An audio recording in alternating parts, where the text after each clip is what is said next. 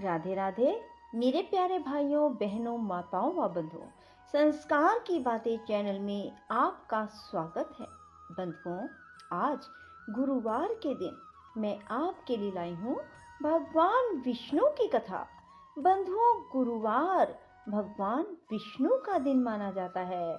जो मनुष्य भी गुरुवार के दिन भगवान विष्णु को मना लेते हैं, उन पर भगवान विष्णु की असीम कृपा बरसने लगती है।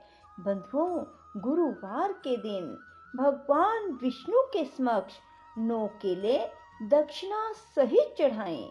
बंधुओं, देखना, जिनको नौकरी नहीं मिल पा रही उन्हें शीघ्र नौकरी मिलेगी, और जिनके व्यापार में दिक्कत आ रही है उनकी व्यापार की दिक्कतें शीघ्र ही दूर हो जाएंगी।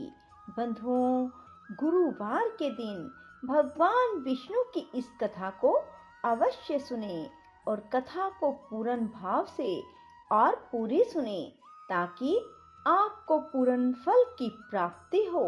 बंधुओं, यदि आपने हमारे चैनल को अब तक सब्सक्राइब नहीं किया तो जरूर करें और बेल आइकन दबाना ना भूलें, ताकि आपको हमारी आने वाली सभी वीडियोस की जानकारी सबसे पहले हो सके। बंधुओं, वीडियो को पूरी सुनने के बाद कमेंट बॉक्स में जय विष्णु भगवान जरूर लिखें। बोलो विष्णु भगवान की जय हो। भीष्म जी ने पूछा, विप्रवर, मनुष्य को भी देवत्व, सुख, राज्य, धन, यश, विजय, भोग, आरोग्य, आयु, विद्या, लक्ष्मी, पुत्र, बंधु वर्ग एवं सब प्रकार के मंगल की प्राप्ति कैसे हो सकती है, यह बताने की कृपा करें।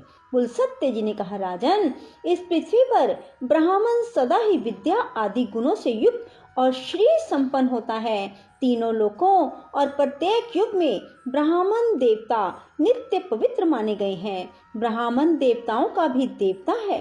संसार में उसके समान कोई दूसरा नहीं है। वह साक्षात धर्म की मूर्ति है और इस पृथ्वी पर सबको मोक्ष प्रदान करने वाला है।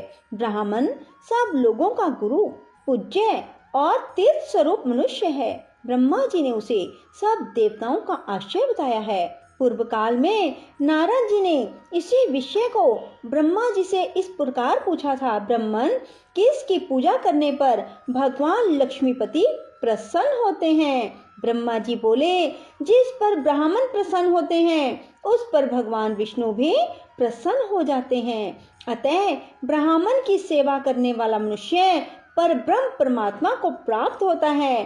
ब्राह्मण के शरीर में सदा ही श्री विष्णु का निवास है, जो दान, मान और सेवा आदि के द्वारा प्रतिदिन ब्राह्मणों की पूजा करता है। उसके द्वारा मानो शास्त्रीय विधि के अनुसार उत्तम दक्षिणा से युक्त 100 यज्ञों का अनुष्ठान हो जाता है। जिसके घर पर आया हुआ विद्वान ब्राह्मण निराश नहीं लौटता, उसके संपूर्ण पापों का नाश हो जाता है।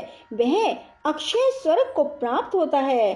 पवित्र देश काल में सुपात्र ब्राह्मण को जो धन दान किया जाता है उसे अक्षय जानना चाहिए। वह जन्म जन्मांतरों में भी फल देता रहता है। ब्राह्मणों की पूजा करने वाला मनुष्य कभी दरिद्र, दुखी और रोगी नहीं होता। जिस घर के आंगन में ब्राह्मणों की चरण धूलि पड़ने से पवित्र एवं शुद्ध होते रहते हैं, वे पुण्य क्षेत्र के समान है। उन्हें यज्ञ कर्म के लिए श्रेष्ठ माना गया है। पूर्व काल में ब्रह्मा जी के मुख से पहले ब्राह्मण का प्रादुर्भाव हुआ, फिर उसी मुख से जगत की सृष्टि और पालन के हेतुभूत वेद प्रकट हुए।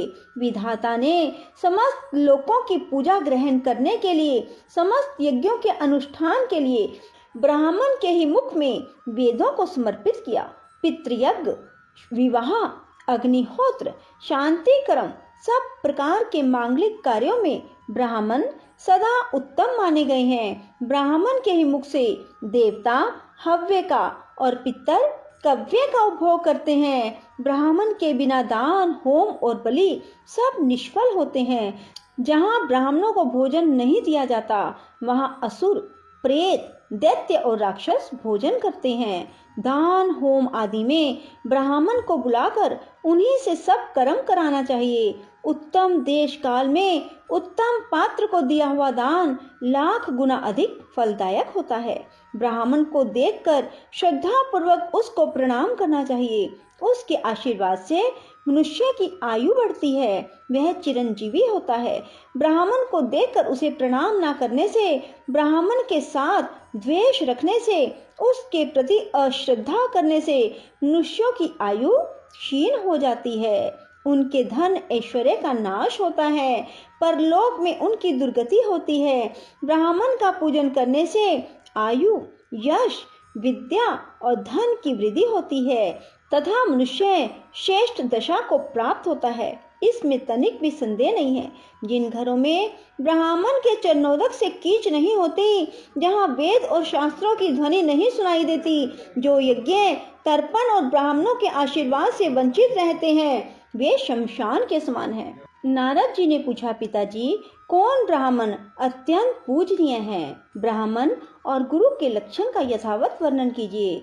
ब्रह्मा जी ने कहा, वत्स, श्रोत्रिय और सदाचारी ब्राह्मण की नित्य पूजा करनी चाहिए। जो उत्तम व्रत का पालन करने वाला और पापों से मुक्त है, वह मनुष्य तीर्थ स्वरूप है। उत्तम श्रोत्रिय कुल में उत्पन्न होकर भी जो वैदिक कर्मों का अनुष्ठान नहीं करता, वह पूजित नहीं होता।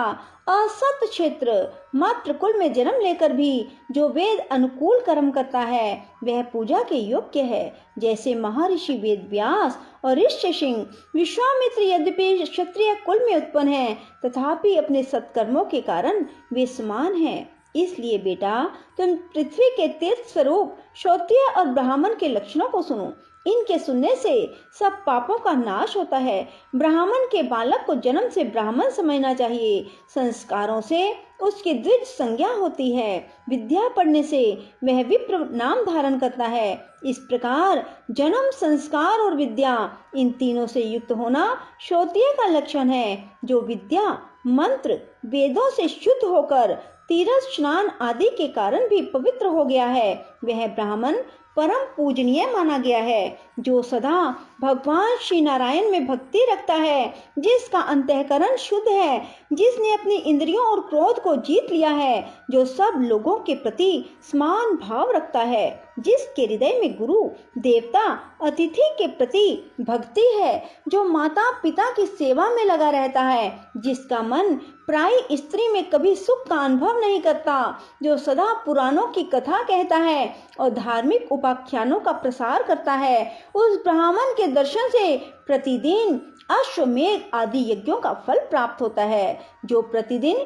स्नान, ब्राह्मणों का पूजन, नाना प्रकार के व्रतों का अनुष्ठान करने से पवित्र हो गया है, जो गंगा जी के जल का सेवन करता है, उसके साथ वार्तालाप करने से ही उत्तम गति की प्राप्ति होती है। जो शत्रु और मित्र दोनों के प्रति दया भाव रखता है, सब लोगों के साथ समता का बर्ताव करता है, दूसरे का धन जंगल में पड़ा हुआ तिनका भी नहीं चुराता, काम और क्रोध आदि दोषों से मुक्त है, जो इंद्रियों के वश में नहीं होता, यजुर्वेद में वर्णित चतुर्वेदमयी शुद्ध 24 अक्षरों से युक्त त्रिपदा गायत्री का प्रतिदिन जप करता है, उसके भेदों को जानता है, वह ब्रह्म पद को प्राप्त होता है। पिताजी, गायत्री का क्या लक्षण है? उसके प्रत्येक अक्षर में कौन सा गुण है? उसकी कुक्षी, चरण, गोत्र का क्या निर्णय है? इस बात को स्पष्ट रूप से बताइए। ब्रह्मा जी बोले, वत्स, गायत्री मंत्र का छंद गायत्री और देवता सविता निश्चित किए गए हैं। गायत्री देवी का वर्ण शुक्ल, मुख अग्नि और ऋषि विश्वामित्र है। ब्रह्मा जी उनके मस्तक स्थानीय है, उनकी शिखा रुद्र और हृदय श्री विष्णु है। उनका उपनयन कर्म में विनियोग होता है। गायत्री देवी सांख्यायन गोत्र में उत्पन्न हुई है। तीनों लोक उनके 3 चरण हैं। पृथ्वी उनके उदर में स्थित है। पैर से लेकर मस्तक तक शरीर के 24 स्थानों में गायत्री के 24 अक्षरों का न्यास करके द्विज ब्रह्मलोक को प्राप्त होता है। प्रत्येक अक्षर के देवता का ज्ञान प्राप्त करने से विष्णु का सायुज्य मिलता है। अब मैं गायत्री का दूसरा निश्चित लक्षण बताता हूँ। वह 18 अक्षरों का यजुर् मंत्र है। अग्नि शब्द से उसका आरंभ होता है, स्वाहा से हकार पर उसकी समाप्ति। जल में खड़ा होकर इस मंत्र का 100 बार जप करना चाहिए। इससे करोड़ों पातक और उपपातक नष्ट हो जाते हैं। जप करने वाला पुरुष ब्रह्म हत्या आदि पापों से मुक्त होकर मेरे लोक को प्राप्त होता है। बोलो विष्णु भगवान की जय हो। राधे राधे, जय श्री कृष्णा। बंधुओं, यदि आपको हमारी वीडियो पसंद आए तो इसे लाइक करें और शेयर भी जरूर करें। धन्यवाद।